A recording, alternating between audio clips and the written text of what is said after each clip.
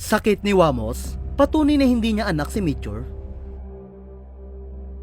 Wamos, hindi daw anak si Mitchor dahil sa sakit nito. Marami ang labis na nag-alala para sa vlogger na si Wamos Cruz matapos siyang isugod sa ospital. Hindi nga inaasahan ng marami niyang followers na may iniinda palang sakit si Wamos. Kung titignan kasi sa kanyang mga vlog, tila walang sakit si Wamos at talaga naman napakasigla at masayahin niya. Sa kabila ng mga pamabatikos ng kanyang natatanggap, lalo na dahil sa kanyang itsura, pero sa likod nga ng kanyang masayahin at positibong personalidad sa kanyang mga vlog, may iniinda palang sakit si Wamos. Ayon sa kanyang asawa na si Antoinette Cale, bata pa lamang si Wamos ay iniinda na niya ang kanyang karamdaman. Ngunit ngayon ay tila lumala nga ang sakit ni Wamos, kaya naman napagdesisyonan na niyang magpa-opera. Kasunod nito, ibinahagi nga ni Antoinette na sumailalim sa isang operasyon si Wamos para tanggalin umano ang hernia nito. Lingid kasi sa kaalaman ng marami, bata pa lamang ay may luslos na umano si Wamos.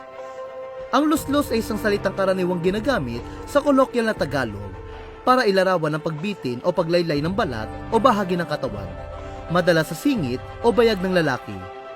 Ani Antoinette, katatapos lang ng opera ni Wamos and tinanggal yung hernia niya. Sa mga hindi nakakaalam, yung hernia po is yung luslos. Mas delikado kasi pag hindi siya bumalik, kaya inagapan na niya. Pero matagal na niya yung iniinda, since bata pa siya. Samantala, sa gitna nga ng pag-opera ni Wamos sa kanyang luslos, ay naglabasan ng ilang komento mula sa netizen na kumukwestiyon kung siya nga ba ang tunay na ama ng anak nila ni Antoinette na si Baby Mitchor. Ayon kasi sa ilang netizen, bakit umano nagkaanak si Wamos kung may luslos siya? Di umano kasi ay hindi na pwedeng magkaanak ang isang lalaki o baog na ito kapag siya ay may luslos.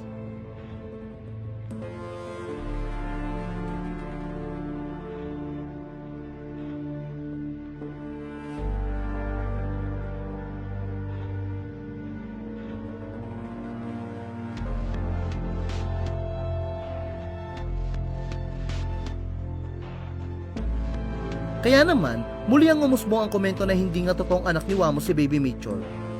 Matatandaan ng isilang si Baby Mitchor, marami ang nagsasabi na hindi umano si Wamos ang tunay niyang ama dahil hindi sila magkamukha. Sa katunayan, marami pa ang nagre-request na magpa-DNA si Wamos at si Baby Mitchor. Ngunit ayon sa mga eksperto, posibleng makabuntis pa rin ang isang lalaki kahit may hernia. Lalo na kung hindi pa ito malala o hindi naapektuhan ng mga bahagi ng katawan na may kinalaman sa paggawa ng similya.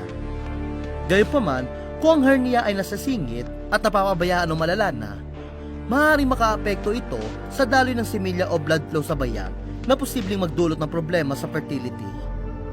Bukod dito, may mga kaso rin na ang operasyon ng hernia, lalo na kung may komplikasyon, ay maaaring makaapekto sa kakayahang magkaanak. Wala pa naman pahayag ukol dito sina Wamos at Antoinette.